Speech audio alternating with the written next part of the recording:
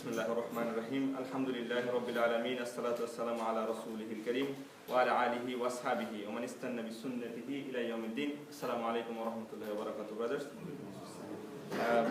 Last week we had finished up to all the topics, all the ayat, the divorce, and also the relationship between husband and wife. Also, if a husband died, what happens to the widow, how many months she has to stay and everything. And from there, we finished the last week with these three ayahs. This topic is going to a different topic now. So that's the family topic, basically between the husband who has finished now, and Allah is moving the focus for the Sahaba and for us, everybody, to another bigger picture. As you all know that I've been mentioning it again and again, that this surah, the Surah Al-Baqarah, and this ayat particularly revealed before the Battle of Badr, just before the Battle of Badr. So Allah is making them prepare for the next battle. The first battle, and and that time, as you all know the story of Battle of Badr, just a refresher, it is the first battle of the Muslim, and it is the lowest number of the Muslim that accompanied Rasulullah, and some says 311, some say 315 or 13, whatever number it is, but they're very, very small numbers. And this is the initial battle, and this battle was not planned at all. Because if you remember the Syria classes, they wanted to attack the caravan of Abu Sufyan, just raid the caravan, and they thought there's no army. But Abu Sufyan informed the other people, Abu Jahl and all these big leaders of the Quraysh.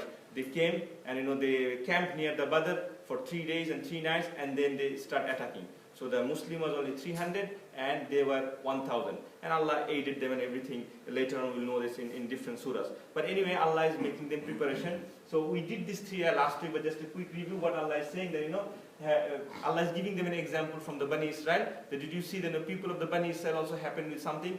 They are a group of people in Bani Israel. They used to live in Palestine, in Jerusalem, but they also been kicked out and by the Babylonians.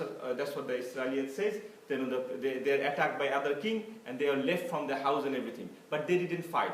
They lose their house and everything because they don't have the courage and patience and for the iman to fight for their own home and everything. But Allah is saying you have to fight for your home because your home is Makkah basically. What Allah is trying to allude here that your home is not any other home. It is a holy place, Makkah. So we have to go there because that is the center of the Islam and the center of the Tawheed and everything, right? So Allah is indicating here, and Allah is saying that and fight in the cause of Allah. No, Allah is all hearing and knowing that when you fight in the path of Allah subhanahu wa ta'ala, it is a physical fight or the fighting with your nafs, whatever jihad it is, Allah knows what you're doing. Allah knows your intention. Again, and Allah is saying that now Allah knows, Allah hears, Allah knows everything. And also, then at the end, Allah is saying that give Allah a good loan. And we mentioned about this ayah that Allah mentioned the topic loan. How can you possibly give loan to Allah subhanahu wa ta'ala? Why does Allah subhanahu wa ta'ala need a loan from us? Allah could have used something else, do this thing, or do instead of giving us loan. But Allah is saying because we human beings, Allah created in such a way that we always want something back when you do something.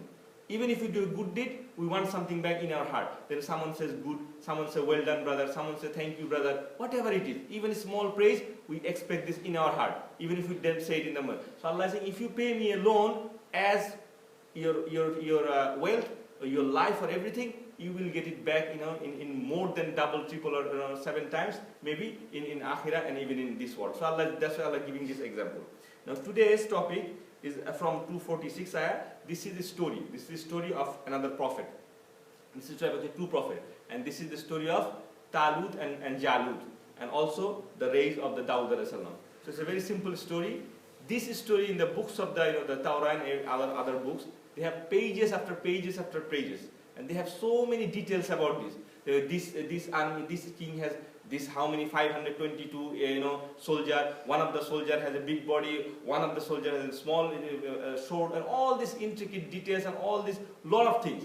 Even the story of Yusuf alayhi salam. All the story of Yusuf alayhi salam. If you read it in the Bible, the book of Joseph, you will see so many details. Even they put what is the color of the door when she tried to close the door. Is the door that has a hook on the top or on the middle? All these details. Allah subhanahu wa ta'ala, because those books are corrupted and everything, they put this kind of details to to confuse people and everything, But Allah subhanahu wa ta'ala in the Quran, because the Quran is the last liberation and this is the language, this is a miracle through His language. So Allah put the stories in such a way in 3-4 ayats, it has the main points and it has the wisdom in it. So inshallah we'll see how Allah presented this ayah.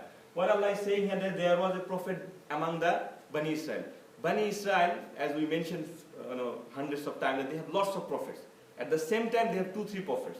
We always have a perception when one prophet is in the world, like when Prophet ﷺ was here, no other prophet was there. That's true. When Musa was here, Harun was with him, so there's another prophet with him. So in the time of Bani Israel, there could be a lot of prophet at the same time. So this is one of the prophet. Allah is saying one of the prophet of them. Some of the mala, the word mala is used here. Mala is a very important one. It is used whenever Allah uses Pharaoh. Mala is the people who sit around the president or the king or whatever you call in modern language, the ministry, or I don't know, this country they call senate or whatever. So people who make the decision, because a king cannot decide everything by himself. Even if you see in the movies or whatever, when a king is sitting, all the people sitting beside him, they are mala. Mala basically means to fill up something. So they fill up the courtyard of the king. So these are the people mala. And mala is the first time Allah used when Allah talked about the Pharaoh and the Harun and Karun and all these things. Pharaoh has a lot of mala. And those are the people who give suggestion to Pharaoh, the Musa is doing something blasphemy. Bring him here. We have a competition and all this. So it's not all Pharaoh's idea. It is the idea of the mala. So these people of the mala at that time, they are released. This is long after time of the Musa ﷺ. So they are saying to one of their prophet, we don't know the name of the prophet. Our Quran and Sunnah doesn't mention this name because it is not important to have the name. But in the books of the Israeliyat, like in the Bible and everything, they said this prophet name was in English, they call Samuel. But we don't know that it's truth or not. But it is just mentioned there, the Samuel. So they talked, look, we need to fight with the people of the Galilee. That's what they're saying. We need a king. Select a king. So they are going to the prophet and telling, select a king and we will fight behind him. Look, what is their intention? If you think properly, they don't want to fight at the beginning. They didn't just come to the prophet that you are our prophet, we will follow you. No. They want another king and they want to follow him. And you will know in the next day actually what is their main intention. And then the prophet said to them, if I select a king among you, will you follow him if Allah prescribed you to do jihad at that time? They say, of course we'll do. We will definitely do because we've been kicked out from our home, we have lost our children and everything. We'll definitely do jihad in Allah's path. And then Allah said, but when the time of fighting came, they turned away. They lied, and they turned away their back, and except for very, very few of them. So only few people, they kept their promise, most of them, they turned away. As usual, the Bani Israel does all the time. In the next ayah, Allah is saying, and their prophet said to them, indeed Allah has sent to you Talut. Sorry, there will be a T after Talut, or in English it's called Saul. So he is the king. So Talut was selected. Now, was Talut a prophet or not? There's a controversy between the scholars of the past. Some say, most of the people say, no, he is not a prophet, but he was just a leader, and some say he was a prophet. So let's not go into that discussion. So Talut was selected the leader, or the leader of the army, the general. Here the king means the general, so he will lead the army. As soon as they selected Talut, these people, the Mala said, why Talut?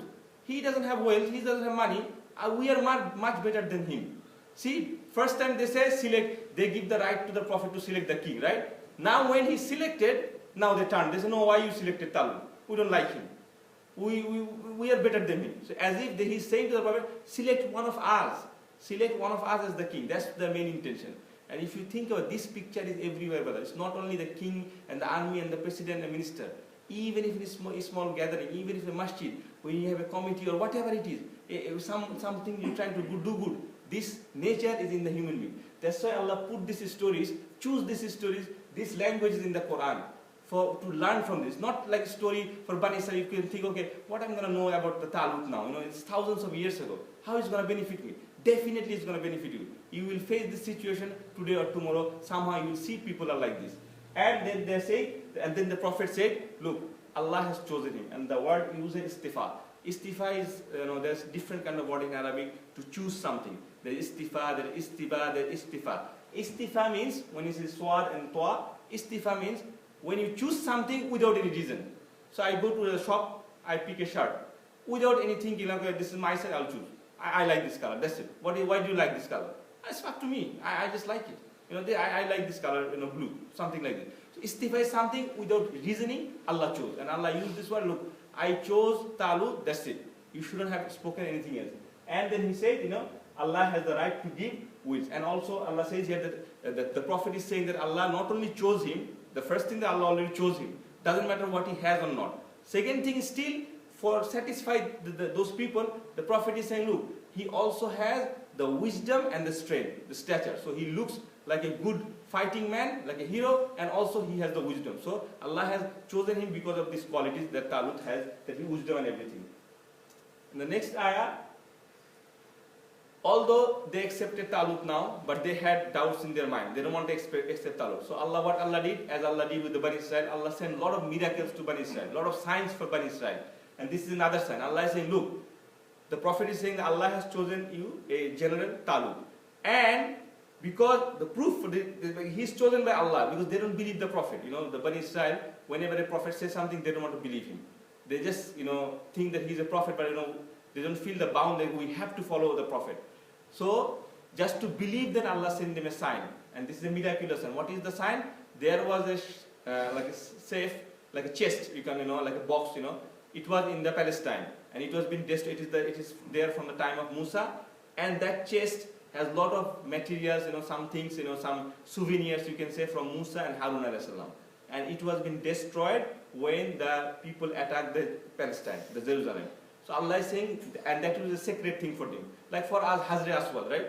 It's a very sacred stone for us. We always wanted to touch it, and we have tried blessing for it. We have hadith for it, and all these things. It's a blessing thing for us. So this is kind of like this, a chest, a box that has some remnants of Musa and Harun. So Allah told the angels, bring that box and bring it in front of them. So Allah is saying, look, I have given back your souvenir bag, that your holy thing, I give it back, and this is a sign that Talut is the king.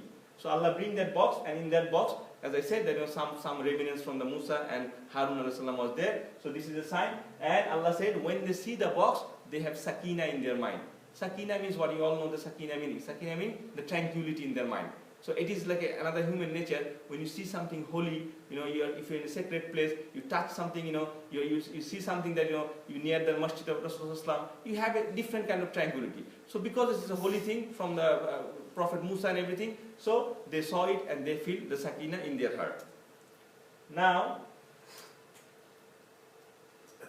the next ayah, this is the ayah about so now they are already accepted Talut, and they're going to the battlefield to fight the Jalut or the Goliath, in English called Goliath. Before they went to the fight, Allah give them a test. Allah give them a test. What is the test? Allah said that I will test you with a river. Now river, if you think, it is a creation of Allah subhanahu wa ta'ala for blessings. By the river you get water, the plants grow, river has fish. So it is beneficial, Wherever you have river, a village or something, they get benefited from the river. But Allah is taking a test through a thing that looks beneficial to him. What was the test? It is the famous test, Allah says, the Talut said to his army, look, we're going to pass through a river, and I know you are hungry and thirsty, but don't drink from this river. Because Allah said to me, no, you shouldn't drink from it. Even if you drink only little bit, like a sip or something. Don't see the water and jump into there and you start taking shower and bath and everything, and fill up your all the water tanks and whatever. Don't do that.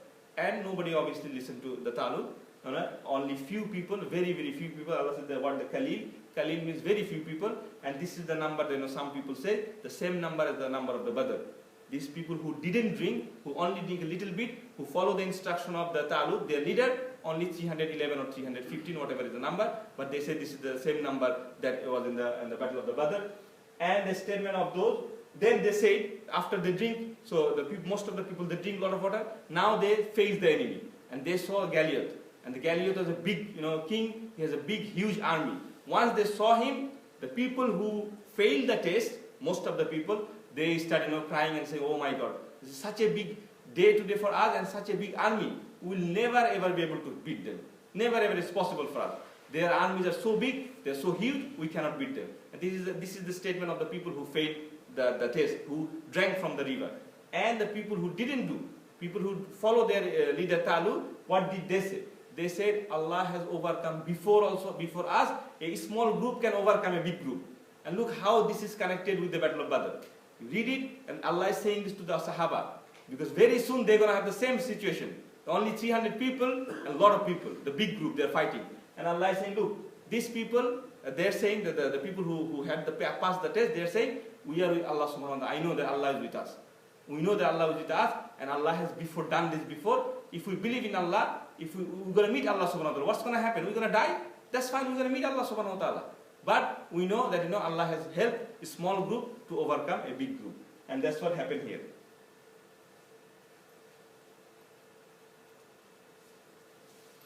And the next two ayat, Allah says, and then after obviously the believer, the nature of the believer, whenever they falls into a situation that, because you see, when you stand before a big army, your death is confirmed. Basically, they're gonna come and massacre you and everything, but they're still making dua to Allah subhanahu wa ta'ala. That's what we should do whenever you fall in a situation that is against you, you are in a danger or something, your family is in a problem. What do? We always make dua. This is a common thing we do, and that's been taught by the Quran and the Sunnah. Instead of being impatient, stop and come down and make dua to Allah subhanahu wa ta'ala, because He has the authority over everything. And that's what they are saying. The famous dua here, Rabbik Afrik Alayna Sabran. Afrik means when you have a bottle or a cup and you fill up water in the cup. If the cup overflows, it's called Afrik. As if you're putting the cup or the water such a way, it's going to overflow. Definitely, that is called Afrik. So they are saying, oh Allah, Afrik us with sabr. So make us drown in the sabr. We need a lot of patience to stand this big army. And then he say, oh, wasabbit aqdamana. Sabbit aqdama means, stand firm our feet, so that we don't get scared and run away from the battlefield. I know the big army is in front of us, but make our feet so strong that we're going to face this one. And then Allah said, and then say, Alal qawmil kafirin, meaning, and give us victory against the kafirin. And then they defeated the group. So the group, they win as the Muslim win in the Battle of Badr, so they also win against Galilee. But how did they win? This is another story, and this is the time when the Dawud alayhi salam, he raised. What happened is, this story is not in the Sunnah, but it is Israeli story, and we can mention it. You don't have to believe it, but that's what they say, that when this army was going to fight the Galilee, so they are fighting, a very terrible fighting was happening. But on the side village, Dawud alayhi salam was there in the village, and he was very good in slingshot.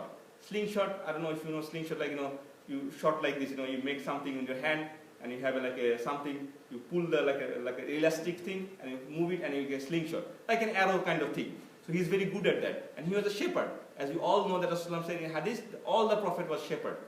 Their initial job as a shepherd. So he was a shepherd, Dawud alayhi salam. So he said, can I join you in a battle? Maybe I can help you guys. They said, you're a small boy, how can I help you? He was very young at that time. So no, I'm very good at slingshot, please take me with you. So they took Dawud alayhi salam with him, and he made a shot, and that shot hit Galilee right in the forehead, and it was so hard from Allah subhanahu wa ta'ala that Galilee died. And when the leader dies, the whole army is scattered and they fall apart and they win. And Allah is saying that I have given Dawood three things. In this ayah, Allah mentioned I give Dawood three things. I give him mulk, meaning the kingdom. I give him hikmah. I give him the wisdom. And also I give him what I wish to give him. Meaning Allah has given him, other than these two, Allah give him other skills. That, and we'll know this in different surahs, that, how Dawud alayhi salam can make iron thing and everything. The ring, he can melt the iron and make an armor from there. This is a quality from him. Also, Dawud alayhi salam has a beautiful voice. When he used to read the Zabur, his voice was so beautiful that it's been telling the story that, the fish from the water and then the birds and everything, they used to listen to him and everything. So he has a very beautiful voice. So Allah give him all these things to him. And Allah is saying, it is Allah who wish, and this is how Allah choose a nation to fall, choose a nation to rise.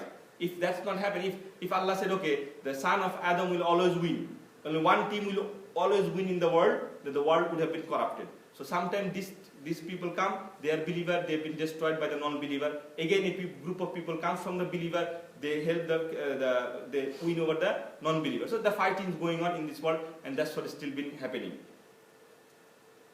The last two ayah for today, then Allah is saying, Tilka ayatullahi, and Allah is saying that these are the ayah that I recite unto you, Ya Muhammad sallallahu alaihi wasallam. So Allah is saying these things.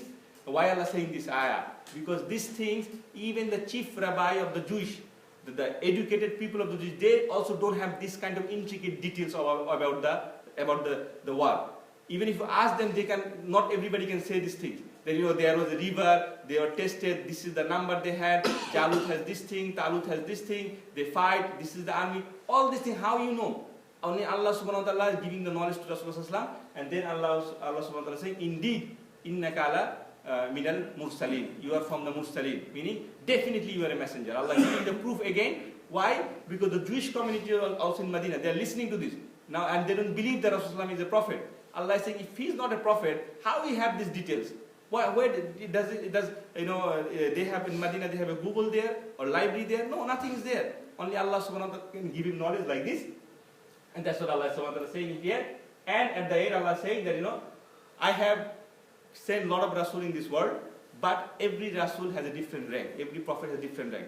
Allah said in the last ayah, second last ayah of the Surah Al-Baqarah, as you all recite, La nufarriqu bayna ahadim min rusuli, right? We don't make difference between the Rasul. We don't say this is good, this is bad. We believe in all the Rasul, all the prophets, but they have different ranks. And Allah is clearly saying it here that, among them, look at that, among them are those to whom I spoke. Like Musa alayhi salam, I spoke to Musa. Then Allah talking about the Isa alayhi salam. The Isa, I helped him with the Ruhul Qudus. I helped him with the Jibril. He is a miraculous, thing. So Allah is giving an example, and Allah is saying, that, if I wish, the followers of each prophet would have never fight with their own followers. But this is Allah's wish. That, some of them disbelieve, and because they disbelieve, so they had a fight between the believer and the disbeliever. So Allah is giving the example how this all started. Why the different prophet has different rank, and why the followers of the prophet fight and disbelieve and believe. Some of them believe, some of them disbelieve, and that's what happened in the time of Rasulullah too. So inshallah ta'ala we'll finish it here. Now after 253, the ayah 254 and then 255. What is the ayah 255? Surah Al-Baqarah. Ayatul Kursi. So we are coming in a different topic now. So this is finish it here. So now the next two ayah, the 254 and 255 and then 256, all this ayah is different thing. The praise of Allah subhanahu wa ta'ala, how Allah behaves with the believer, everything. And the greatest ayah of the Quran, as you all know, is coming through inshallah ta'ala next week, the Ayatul Kursi. We'll discuss some wisdom from that. Jazakallahu khair. Subhanakallahumma bihamdika ashhadu an la ilaha illa anta astaghfiruka wa atubu ilayk. Brothers, I have to just